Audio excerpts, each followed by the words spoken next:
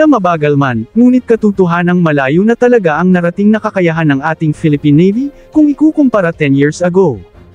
Kung noon, maliban sa mga vintage warships lang ang gamit ng Philippine Navy, ay wala pang network of command and control and monitoring, kung kaya, ang mga warships noon ay di lang mga lumang kanyan lamang ang dala, kundi nagpapatrol silang parang mga bulag at animoy isolated mula sa sandatahang lakas, at parang tanging sarili lang nila ang kanilang aasahan.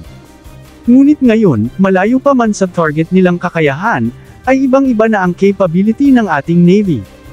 Sa isang makasaysayang tagumpay na naitala ng Philippine Navy nitong September 9, 2025, sa kauna-unahang pagkakataon, matagumpay na nag-air launch ng Spike NLOS missile ang Navy gamit ang kanilang state-of-the-art AW-159 anti-submarine warfare helicopter, sa isang live-fire missile exercise sa kanlurang bahagi ng San Antonio, Zambales.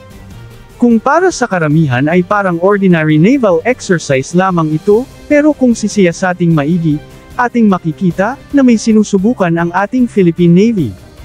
Mapapansin kasama sa exercise ang BRP Tomas Campo o PG-908, na nagpakita ng kahangahangang koordinasyon at advanced firepower sa pamamagitan ng isa pang pag-launch ng Spike NLOS kontra sa hiwalay na target. Makikita din na nagbigay ng suporta ang iba't ibang naval at maritime assets, gaya ng BRP Miguel Malvar, Scan Eagle UAV, Fast Attack Interdiction Craft na BRP Albert Magini at BRP Lawrence Narag, pati na rin ang multi-purpose attack crafts BA-492 at BA-488. Present din ang Philippine Marine Corps, Coast Defense Regiment at ang BRP Suluan ng Philippine Coast Guard. Ito ay malinaw na isang interoperability and coordinated exercise na nagpapakita, na tulad ng mga bansang may advanced military, ang Pilipinas ay sumasabay na sa kakayahang magsagawa ng pag-atake at pagdepensa simultaneously, in all its assets, commanded by the chain of commands, and in real time. Matatanda ang halos lahat ng mga barko ng ating Navy ngayon, mula sa pinakamaliit hanggang sa pinakamalaki, ay may mga interconnectivity na sa exclusive and secured military network ng ating AFP. Sa pamamagitan ng command and control network, ay madali na sa ating mga war generals, ang magbigay ng command sa lahat ng units in real time, something na wala noon. Ang mga ganitong senaryo, ay sa pelikula lang natin nakikita noon, at di natin pinapansin na naging ganito na pala ang ating AFP, sa halos 10 taon ng kanyang modernisasyon. Ginagamit sa exercise ang Spike NLOS missile, o non-line of sight missile system, na isang precision-guided weapon na kayang umatake ng target ng lampas sa visual range, gamit ang real-time video at electro-optical guidance. Gawa ito ng Rafael Advanced Defense Systems mula sa Israel, at ngayon, bahagi na ng arsenal ng Philippine Navy. Ito ang unang beses na naglunsad ang Navy ng ganitong klase ng missile mula sa ere, at successful ito. Ibig sabihin, parehong air at surface platforms ng Navy ay kaya nang mag-deploy ng Spike NLOS, giving them greater flexibility and logistics efficiency sa mga future operations. Bagamat ang mga ganitong exercises, ay tila naghahanda para sa mga standoff situation, na maaring mangyayari sa Ayungin Shoal o sa Scarborough Shoal, kung saan nasa malapitang distansya ang ating puwersa sa kanilang kalaban. Ngunit dito rin nakabase ang flow of operations and commands, kapag mga malalaking frigates na ang involved sa operations. Ang Spike NLOS missile ay sadyang ginawa para sa standoff situation. Di man ito para magpalubog ng barko, ngunit kaya nitong i-disable ang mga armas and sensors ng kaaway, upang maging inutil ito. Para sa mga di pa nakakaalam, hindi epektibo ang mga long-range anti-ship missile sa mga short-distance encounter, at dito higit na kailangan ang mga Spike NLOS missile. Gamit ang command and control ng AFP. Sinaksihan mismo ang makasaysayang missile exercise ni Rear Admiral Alan Javier, ang acting flag officer in command ng Philippine Navy.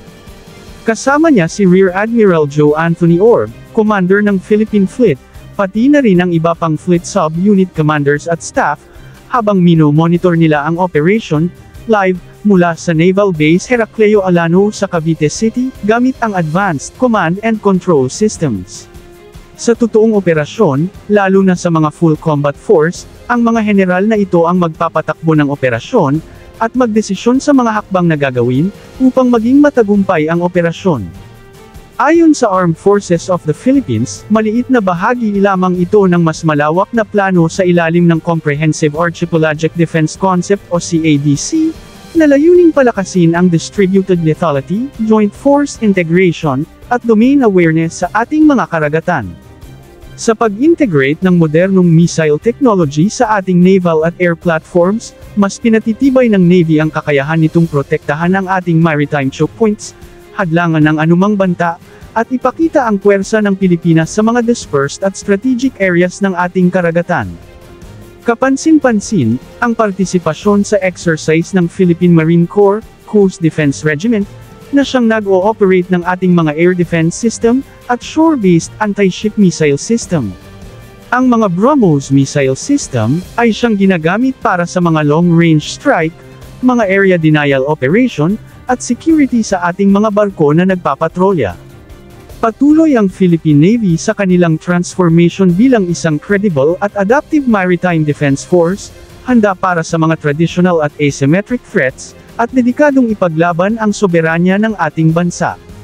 Mas maging maasahan pa ang kakayahan ng ating Navy, kapag tuluyan ng NADLIVER ang 6 pa na multi-role offshore patrol vessels, at 6 na Abukuma-class destroyer escort.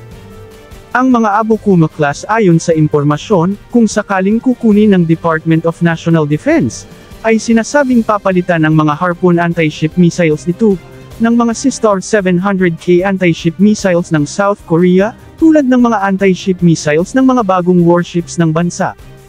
Ang mga Phalanx close-in weapon system naman, ay papalitan ng mga Aselsan Gokdanes close-in weapon system mula sa Turkey, tulad ng nasa mga Malvar class. Lalagyan din umano ang mga ito ng 2 launchers ng Sadrel surface-to-air missiles bilang air defense system. Dadagdagan din umano ito ng 2 Aselsan 30mm remote control weapon system sa magkabilaan. Ang mga barkong ito ay inaasahang ma-reclassified bilang mga corvettes. Ang desisyon ay nasa kamay na lang ng mga opisyal ng Department of National Defense, particular kay Secretary Gibo Teodoro, kung kukunin ba ang mga barkong ito, o ibili na lang ng mga bagong barko ang pera na gagastusin sa pag-upgrade ng mga barkong ito. Bagamat ayon sa Philippine Navy ay nais nilang maging stopgap ang mga barkong ito, habang hinihintay ang pagbili ng mga brand new na warships, ngunit again, ang Department of National Defense ang may final word sa pag-transfer nito. Para sa iba pang update sa ating sandatahang lakas at defense technology, don't forget to like, share, and subscribe. This is Philippines Defense Enthusiasts, delivering you real defense news. Mabuhay ang Pilipinas! 2, 1. Silent gunter, pull it away, pull it away. Time of FIFA.